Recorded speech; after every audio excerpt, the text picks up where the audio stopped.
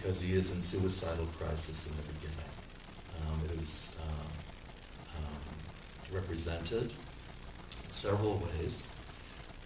He is dissatisfied with his life as a scholar, a polymath, really. Nothing has brought him to the vital core of what he's seeking to know or understand.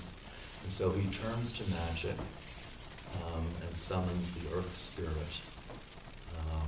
And yet the earth spirit rejects him as not worthy of being that spirit's double. So he yearns through magic, through summons, to be doubled, to find his double, to stabilize his disappointment, his grave disappointment, but is rejected. In other words, in doubling, what he experiences is division, separation, nothingness, and he decides to commit suicide in the following way. He takes from his father's inheritance, who was a physician, who is received ambivalently by Faust as someone who dispenses a mixture of poison and medicine, of killing and healing, and takes this poison as the means for ending himself. But the imagery in the work suggests that as he contemplates this, he's looking in waters, and metonymy, the liquid itself, but in the imagery somehow large bodies of water, a mirroring surface, and looks toward the prospect of ending himself as a kind of merger with a double.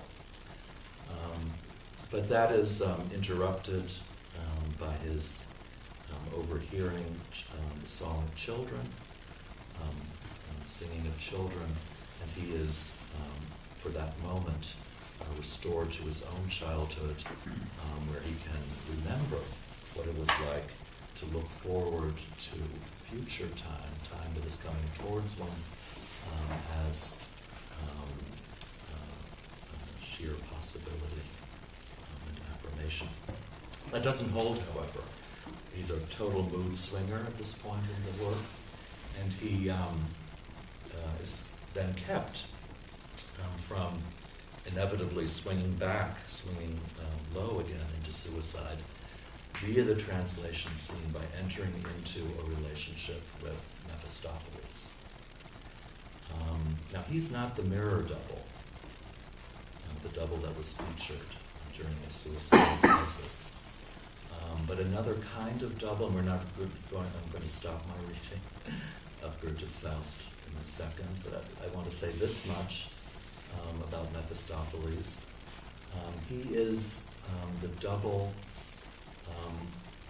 who is split off from Faust.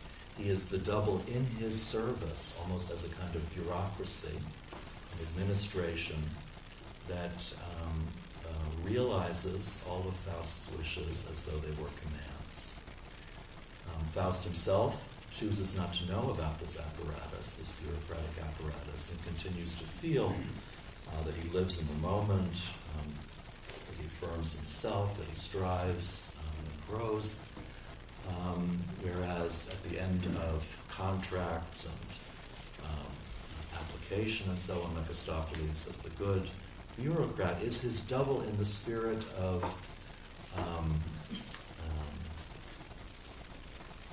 power relations. I don't want to say that power relations would be the only instance of what Freud is talking about when, following these transitional texts during the World War I years, he establishes or reestablishes the distinction between primary and secondary narcissism, which I think is key. Primary narcissism belongs to the earliest phase of development, though of course we carry that with us. But it is fully introduced in infancy, in the dyadic relationship with the mother. This is narcissism as embodied self-love, as much as the dyadic relationship, the mother is not experienced as separate, really, but as a kind of extension or mirror double of oneself. So that's fine until, of course, the crisis inevitably follows. The crisis introduced by the third person, that there is more to your reality than this dyad. So the third person introduces division.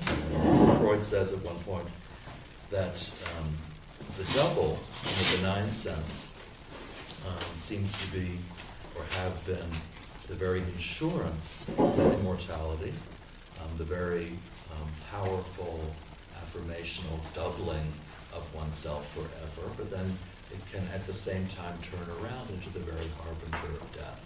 Where there is doubling, there is division.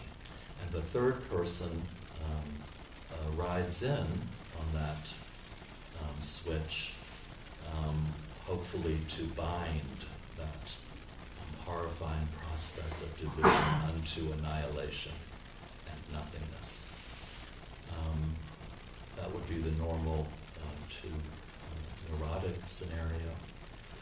However, in psychosis, the third person becomes instead the monstrous agency of annihilation. That's what the Sandman is, according to Freud, in the story The Sandman. That's what Freud means also by the temporal embodiment of doubling. So in that story, which is not about a hysterical or neurotic, seen now psychoanalytically, but really the story about a complete psychotic breakdown, the part of the story that is dedicated to Olympia, the robot dolly, refers back to primary narcissism.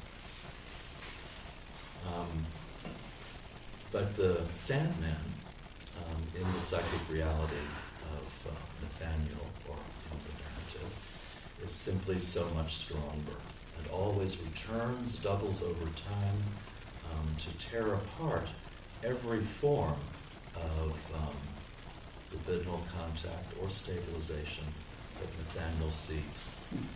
I have to put it in these terms because it's important to realize, especially as we look forward to the case of Daniel Paul Schraber, that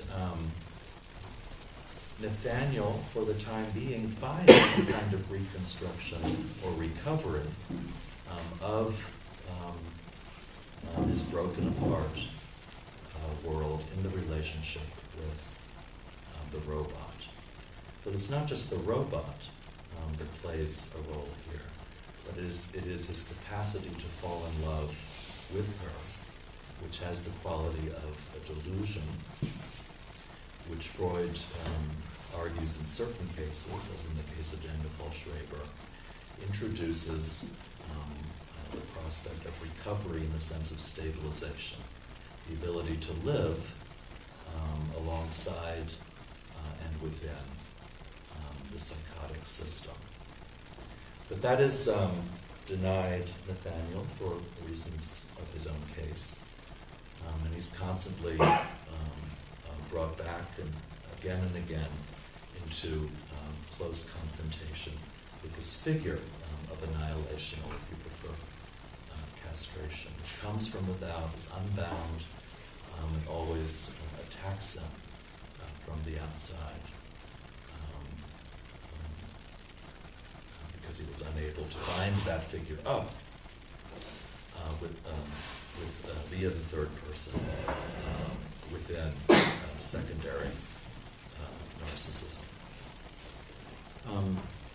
So just to give another example of what we're bordering on here, in the Tausk essay that I referred to, for example,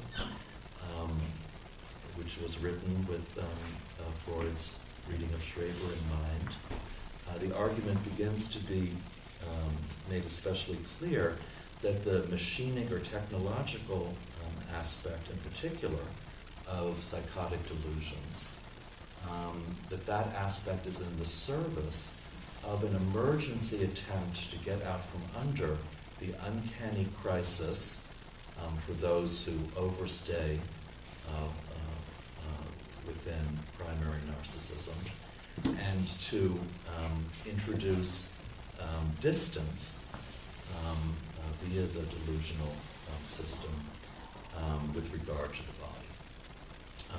body of narcissism. So the psychotic has an outside chance of getting out from under this uncanny crisis, in other words, by creating a new world order in which, however negatively the machines interact with one, nevertheless a distance is created between oneself and one's early narcissistic habitat, which in some way is livable, survivable. Okay. Now, this binding, this experience of fragmentation and the possibility of its binding or its being ongoing on the schedule of something like the Sandman figure, these are, all of this together is what Freud, or what psychoanalysis calls castration, and is considered to be the initiation into the handling of loss. Beginning with the separation from the mother's body, which Freud postulated as primal repression, the one repression that no one gets around, even the psychopath can't get around. That's what we all have in common. The only thing we have in common is primal repression.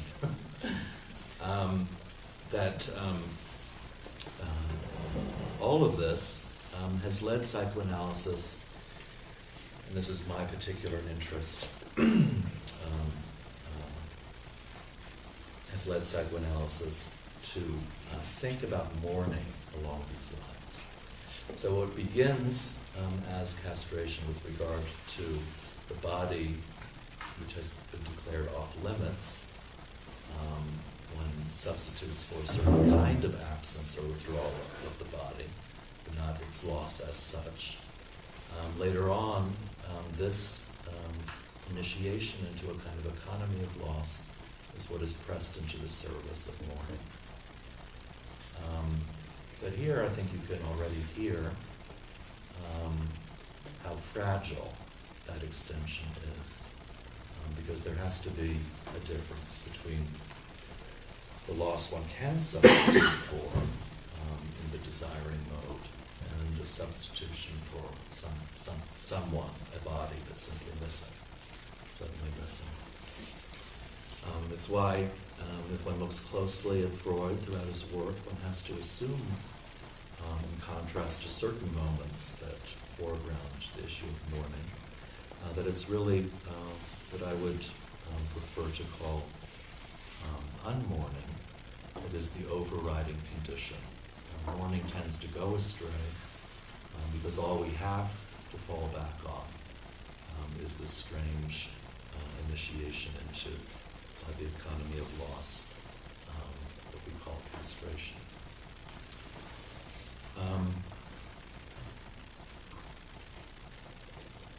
This is my opportunity briefly to introduce Melanie Klein's attempt to get around this in Mourning and its relation to manic depressive states from 1940, which begins as a very close reading of Freud's essay, Mourning and Melancholia. In the course of that essay, and this is going to be very quick, she proposes that alongside the introduction of this loss economy that I've referred to, there's also the construction of what she refers to as the inner world in the course of identifying with and incorporating the objects closest to us, and preferably the good objects. So it's not just that we have been, in other words, it's not, she argues that we don't just fall back on this initiation through castration, but we also have built up inside ourselves a kind of afterlife, as it were, in which we house already the objects closest to us, really in the mode of a kind of benign haunting. And she says that when an actual loss strikes, again, it's always for the first time, she says, what is endangered in the first place is the inner world, which is shaken to its very foundations. So what we do in mourning, right away, she argues, is not so much substitution and what would be modeled by castration. What we have to do instead is we rush to re-secure the inner world at its foundations, re-internalize the good objects, secure the place for absence, to put it in Winnicott's terms, so that after that has been accomplished, the recent loss can be included as yet another ghostly inhabitant. In the closing line of the section that I included for today,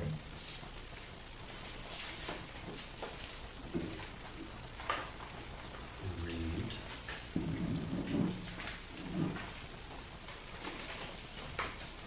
it's not just the closing line, I'm sorry. But what I want to recommend at this point is that Unmourning, which I've just introduced, really be considered now on the model of the uncanny. That unmourning is what was once recognized and accepted as mourning, and then continuing with Freud, the prefix un is the token of repression. So I guess what I've suggested for the time being is that something like successful mourning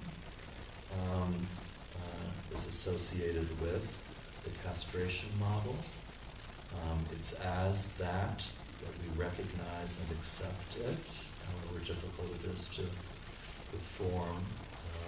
But unmourning is that reminder of what has been repressed, so that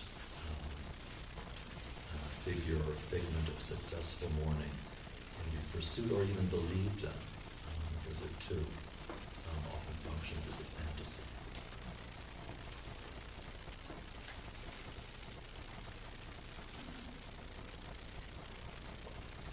Now, you're all very familiar, I'm sure, with close-range reading of the uncanny within a lexical space. That's how the essay opens. And the conclusion, of course, is that all the words around Heim in German begin to be shadowed in this mode of the on, whether spoken or unspoken, shadowed by uncanniness itself. The border cannot be securely drawn among these different lexical entries. Somehow uncanniness has come to contaminate all of the entries. And as you also know, if we look at the German in that, in the course of that reading, we have to realize that uncanny is not the best translation, perhaps. As we heard yesterday, it's a state of being unhoused, homelessness would be a literal rendition. But what remains closer to the sense, the psychoanalytic sense of uncanniness, would be something like uncontained, the uncontained. But I say all of that to get to another point, which is that in German, Heimsuchung is really the word for haunting, oddly enough. So in other words, searching for the home, going home, yearning for the home, being oriented towards the home, oddly enough, stands for the visitation by spirits, haunting.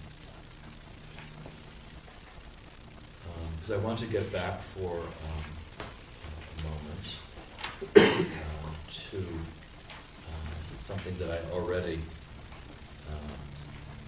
mentioned, but I think might be worthwhile underscoring again. And that is the choice of the double in the German tradition as the privileged figure of Heimsuchung. Haunting doesn't, at least in the German sense of Heimsuchung, doesn't always have to mean ghosts, but really any kind of occult encounter that goes home, becoming manifesting itself. The question is, why did the German tradition forego the possibility of formulating a vampire narrative, for example? Why vampirism, the occult figure of choice, thanks to largely English language narratives? And if you look at German examples of vampirism that came late, notably the film Nosferatu by Murnau, which is the first film adaptation of Stoker's Dracula, you see that even those interpretations are pursued under the organizing image of the double. Indeed, one can, up to a certain point, understand vampirism as a kind of doubling. The victims of vampirism that then become vampires are doubled after the image of the vampire's desire, or thirst, certainly. A kind of replication is included.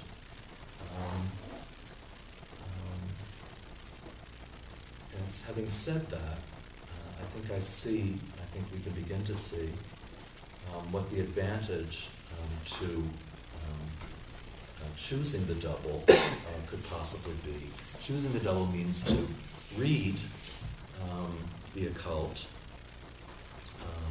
in terms of doubling. And what I just suggested as being the case in Nosferatu is, of course, a reading, the only reading, of vampirism as put forward in Stoker's novel. To read vampirism in terms of doubling or replication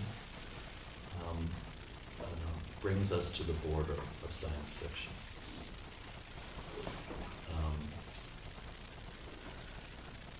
Because the focus is now on how vampires, for example, propagate themselves.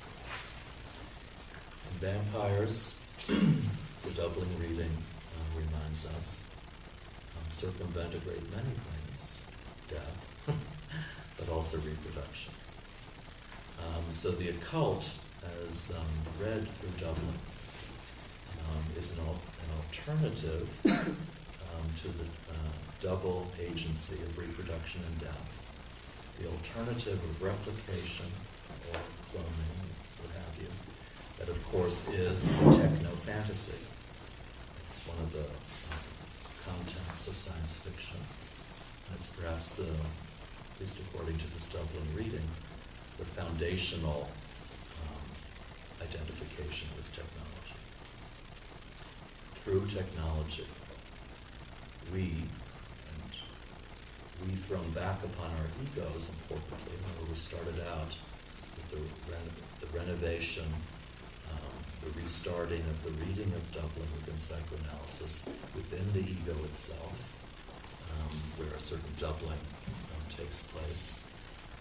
The ego is separated out thus from the superego as the authority that speaks on behalf of the tradition, the human tradition that requires reproduction and death, and gives in exchange the comfort, the historical comfort, if that's the right word, of there being future generations. So the superego says, take comfort that when you're gone, there will be future generations continuing the line.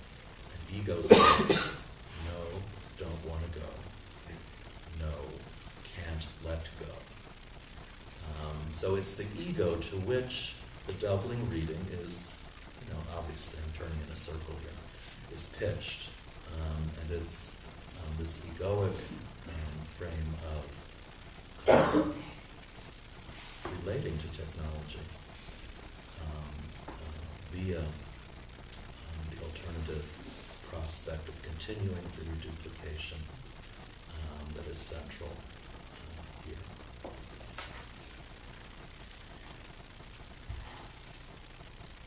And which is why science fiction was a particularly powerful impulse in German culture. Now, I have to step back, and having said that, and we have to remind ourselves that this is not necessarily known. We know Fritz Lang's movies, Metropolis, Woman in the Moon. These certainly are the first science fiction films, if you discount Méliès, which is more of a burlesque. And following from that, or alongside that, there was also in German more pulp culture quite a strong tradition of science fiction. That was largely lost, as it were, and certainly forgotten in the course of World War II, or by the end of World War II. So that we tend to think of science fiction today as a kind of Cold War exclusive, that it owes its origins to the Cold War, with, of course, reference to ancestral figures who are further off, like Wells and Down.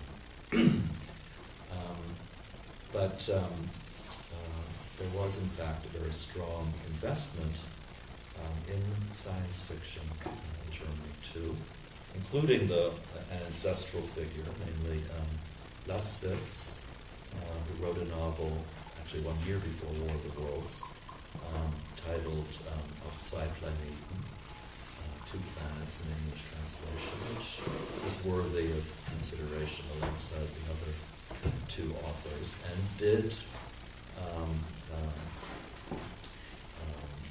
belong to very active science fiction tradition in German culture.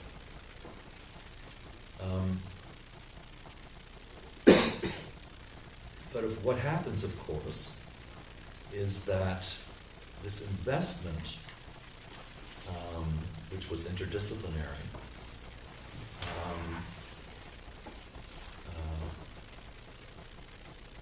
soon entered the mode of realization. I'm thinking of the takeoff of rocket flight associated with Werner von Braun, which comes directly out of the film. I mean, I'm putting it perhaps too strongly, but is continuous with the film, like Woman in the Moon. And a series of realizations that one, in a sense, saw in Germany first. Germany soon became the cautionary example of a great many things, including science fictive speculation and projection. Because one has to see Nazi Germany itself as part of this series of realizations of the sci-fi impulse. Now, the sci-fi impulse is something that I don't want to restrict to science fiction films and science fiction narratives, so it would include that. To my mind, and that's why I respelled it for this course, PSY, phi. But the sci-fi impulse is that intersection of bona fide science fictions, case studies of psychotic delusions, which were gaining more and more currency, becoming more and more influential, especially the case study of Danny Bolshevik.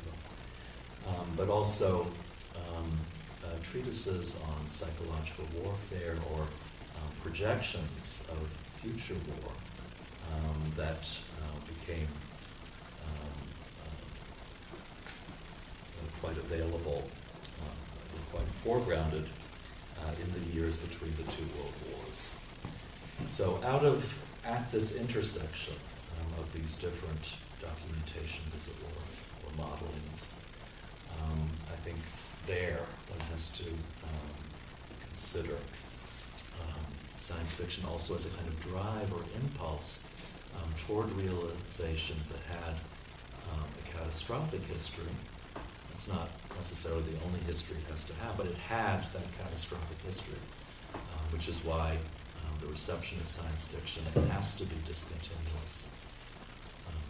And for the sake of this course, what happens, again to jump the gun for a moment, is that we speak of something like a German science fiction, where the science fictive fantasies and aspirations are articulated in psychoanalysis and elsewhere. And then we have, instead of German science fiction, we have Germany as the problem and object of integration, overcoming, refutation, what have you, in the course of post-war science fiction. So the discontinuity I'm talking about is also a shift from the German contribution to science fiction or sci-fi, and then Germany's place within post-war science fiction as the place to think about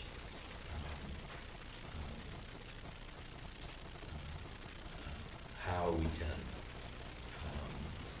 live with psychopathic violence, even after its containment. Okay, now having given you that larger picture, I think we can now go back to the brief text on the brief introduction to psychoanalysis and the war neuroses, to see a little better how this sci-fi impulse was launched within psychoanalysis, at least, but also outside of psychoanalysis, as the introduction of psychoanalysis following World War I, as a master discursivity. For a long time, psychoanalysis and Marxism were the two leading master discursivities in our world.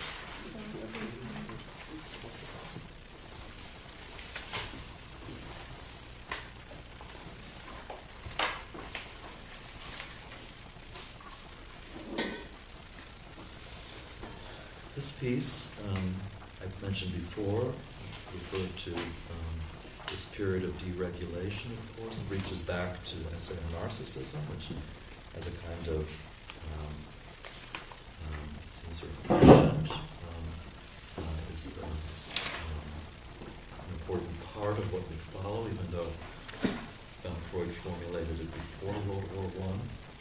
I mention that also because Varillo was the first who identified the film Student of Prague as a kind of advanced preview of the crisis of shell shock that will be coming soon. But anyway, from around 1913, 1914 to the immediate post-World War I years, Freud was in transit with his theorization.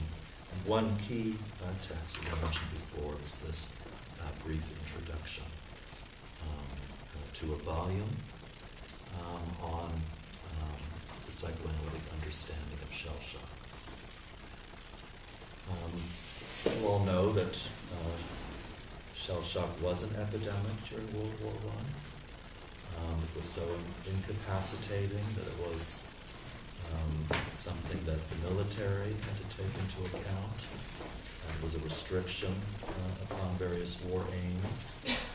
And so the military, in the first place, or the government, turned to every imaginable discipline, theory, what have you, that claimed to deal with the treatment of psychosomatic illness.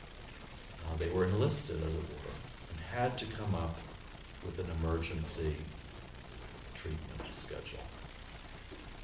I don't think this is necessarily the case, but for some reason, psychoanalysis won. Only psychoanalysis won World War I. And psychoanalysis was given the reputation of being the one discipline, the one field, the one theory that could understand shell shock and could treat shell-shocked soldiers. The military felt that through psychoanalysis one could run a war even in spite of this new epidemic impasse of shell shock. Having looked at the various protocols of treatment, I don't really see evidence that psychoanalysis is better, but in any event, is a better form of treatment than behaviorism or what have you, especially given the short-term aim of just putting the cannon fodder back in there. But just the same, what's key for our purposes now is to realize that it was because it was felt that psychoanalysis had this power, that psychoanalysis became, in turn, powerful, a powerful discourse. That power then was differentiated and applied and understood, of course, differently over time, but it's what put it into the institutional seat of authority in this relationship with war neurosis. I think that's pretty clear at the start of the essay, the introduction rather.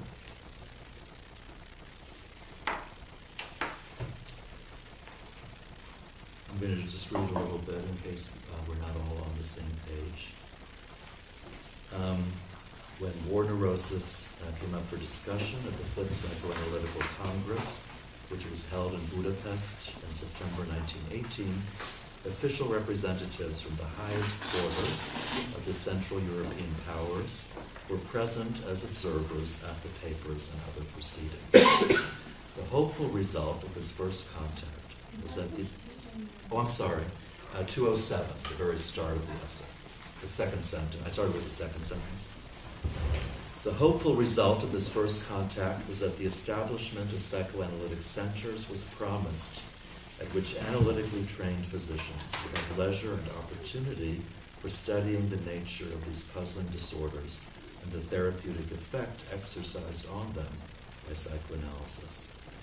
Before these proposals could be put into effect, the war came to an end, the state organizations collapsed, and interest in the war neuroses gave place to other concerns. Okay, so in this introduction, Freud pitches his tent right at the border of the prospect of unheard of application and institutionalization of psychoanalysis. On every war front, analytic institutes and hospitals were to be constructed, but then the war ended. But what's most important for our purposes now is to realize that even though the war ended, the period between the wars commenced, and in that period, in the first place in Germany, interest in this essay in particular led to the formulation of what the Germans were first to refer to as psychological warfare. In other words, the possibility of using psychological technique and understanding more fundamentally than was already the case in the use of propaganda in World War I, which was based more on a kind of marketing psychology. Here, through psychoanalysis, it was felt that one could come up with a new and improved and potentially unbeatable psychological weapon. These military psychologists in Germany simply concluded, it was their comfort and consensus, that Germany had only lost the war on psychological grounds. So if we look at the very brief sort of Sandman-like description of the conflict that Freud introduces or stages within war neurosis, you can hear between the lines, I hope, not only his depiction of the impasse, what led to the impasse, but also at the same time a kind of cartoonish model for thinking about psychic reality or the ego in terms of possible manipulations that would get the ego beyond the impasse and to other states of readiness, preparedness, and unity for future war, for example. And I quote from page 209, the conflict is between the soldier's old peaceful ego and his new warlike one, and it becomes acute as soon as the peace ego realizes what danger it runs of losing its life owing to the rashness of its newly formed parasitic double. It would be equally true to say that the old ego is protecting itself from a mortal danger by taking flight into a traumatic neurosis, or to say that it is defending itself against the new ego, which it sees as threatening its life. So, what grows out of this, I would argue, I don't think it's far-fetched, would be the research that began in Germany after World War I. Research for finding the best psychic conditioning and ready positioning for the soldier to guarantee the soldier's service as immunized. This would lead to, for example, a certain acceptance of dissociation, which is a form of doubling, of course, as which we tend to think of being at the border to psychosis, but it was selected, some of these psychologists, as possibly the place to be for merging with the new war technologies and for becoming what Eisler later called the efficient soldier. So through this contact at so many levels, we begin to think of proximities to psychosis no longer simply as limit concept, but as the place to go to colonize for a certain kind of survival of the species in close relationship to new technologies or to technologization itself.